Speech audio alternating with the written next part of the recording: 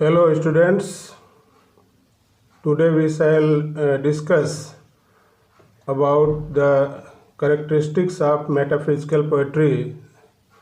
This lecture is for MA Previous English. The word metaphysical refers to the style of the above mentioned poets rather than to their subject matter. Singularity is the hallmark of his style. As we know that John Donne is the major poet of this era, known as metaphysical poetry. Occult resemblance is the chief feature of his poetry. Occult resemblance is also considered as dissimilar similarities or the use of conceit by John Donne in his poetry. It also created a kind of newness instead of archetypical comparisons. It was a poetry of the new type and was based on a new conception of poetry and the role and nature of imagery.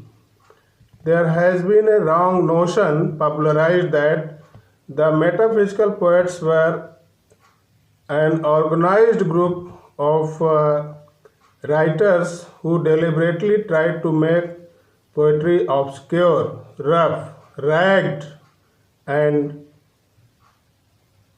as a mark of their revolt against the prevailing mode of poetry.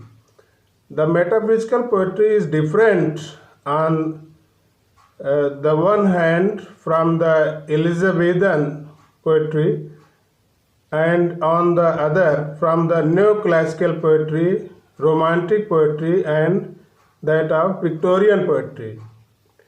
It is akin to modern poetry. Some strongly marked features of style characteristic of the metaphysical poetry of the 17th century. The first feature which is prevalent in metaphysical poetry is intellectuality and learning. The metaphysical style opposed the facile, smooth, easy, sweet, romantic style of the 1590s with its learning acute. Metaphysical poetry shows more conspicuous influences of the formal philosophies and branches of learning, especially the philosophy of the intellectuals and the new science. Furthermore, metaphysical poets did not believe in the mere expression of emotion but in the intellectual analysis. There is, according to Edmund Gosse, on application of the metaphysical method to the passion. In the metaphysical poetry, T.S. Eliot defined the strain as a tough reasonableness beneath the slight lyric grace. The second feature, which is important in the metaphysical conceit, is concentration. The Elizabethan conventional poetry was marked by amplification, poetic expansion, and ornamental elaboration. A metaphysical poem is an expanded epigram with the peculiar use of the wit. A metaphysical poet concentrates his argument, and as in John Donne's The Flea. The Flea is a poem. The desire for concentration is also seen in the shortness of lines and verse forms. Third feature, which is very prevalent in metaphysical conceit or in occult use of occult resemblances or the use of dissimilar similarities, is peculiar use of imagery, conceit, and which is also known as far-fetched imagery or images. Metaphysical imagery is complex and fantastic. It is based on different concepts of imagery, as John Donne defined his emotions by intellectual analogies, and all of the metaphysical poets drew images from far-fetched and newly emerging areas such as astronomy, medicine, geography, and emblem books. A peculiar use of imagery by the metaphysicals is called conceit. A conceit is a comparison which is more ingenious than just. The compass image used by John Donne in a valediction for wedding morning is a famous example of metaphysical conceit. The conceit was known an invention of the metaphysical. It was an Elizabethan rhetorical apparatus of amplification.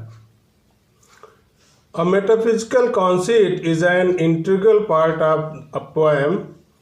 So it's very important that the metaphysical poets usually use conceit and far-fetched images. Now we come to fourth point, which is unification of sensibility. Metaphysical poetry is a poetry of fusion, integration, and synthesis. The fusion of the intellectual and emotional elements is one of the glories of this style. Now, fifth point, which is important in metaphysical conceit or metaphysical poetry, is realism. Metaphysical poetry is marked by a realistic note of frankness, originality, and sincerity. John Donne's use of sexual imagery in his religious poems is a proof of this realism. Chaucer expressed his piety and mysticism in an erotic imagery not possible in any other style.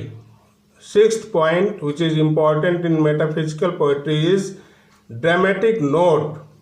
Metaphysical poetry is underlined by dramatic quality. This is evident in both John Donne's and Andrew Marvell.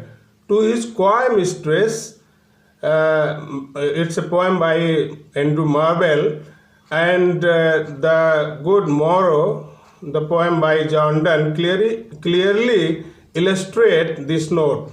For God's sake, hold your tongue and let me love. This is the famous line by John Donne. Browning and Eliot share this feature of metaphysical poetry. Strangely enough, Donne, Browning, and Eliot have a note of modernity in their poetry. All of them have also been accused of obscurity. Now the seventh point, which is important, is obscurity. Obscurity is a major feature of both metaphysical and modern poetry.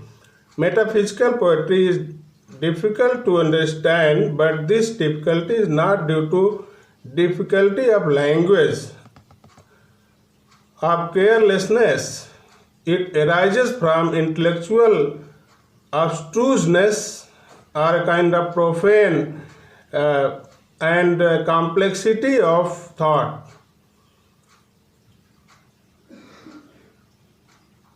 Obscurity is bound to occur in a poet who explores complex thoughts and gives expression to them.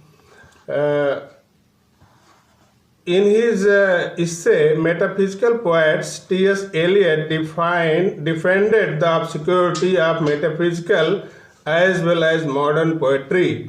We can only say that it appears likely that poets in our civilization as it exists at present must be difficult. Our civilization comprehends great variety and complexity, and this variety and complexity playing on refined sensibility must produce various and complex results.